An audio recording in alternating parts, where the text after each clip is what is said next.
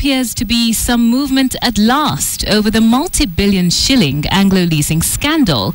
The Ethics and Anti-Corruption Commission has finally recommended the prosecution of 10 people suspected of involvement in the corruption scam. The agency has not made public the names of the suspects, but has forwarded the list of 10 to the Director of Public Prosecution's office. EACC says that the list contains both Kenyans and foreigners who colluded to fleece the country of millions of shillings in shadowy security deals.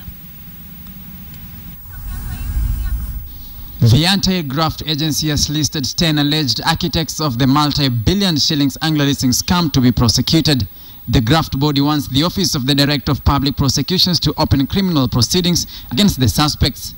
EACC, however, could not disclose the names of the suspects contained in a secret dossier handed to the DPP.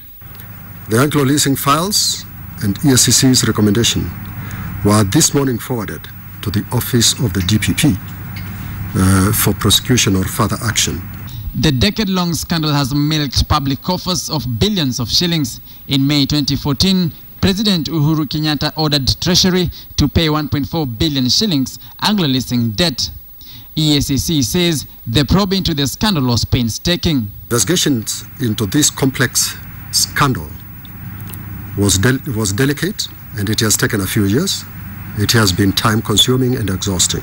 Despite pushing for the prosecution of the alleged listed architects of the scam, the anti-graft agency is also pushing for assets recovery from those found culpable. EACC report follows a presidential directive in May compelling EACC to conduct fresh probe into the scam and recover monies lost in the shadowy security deals. The investigation has been two-pronged.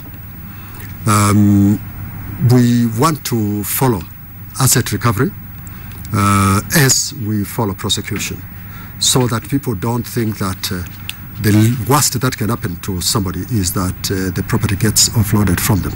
So we are looking at both the recovery and even the international cooperation that we are having with the international partners that I talked about is looking at both approaches, prosecution and asset recovery. EACC acknowledged help from the Swiss government in cracking open the case.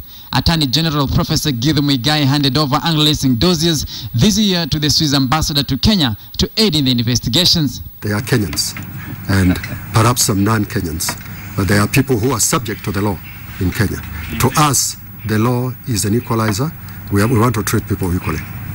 The scandal involved government funds funneled to shadowy foreign companies for passport printing system and other security installations, some of which never materialized. Samugina, KTN.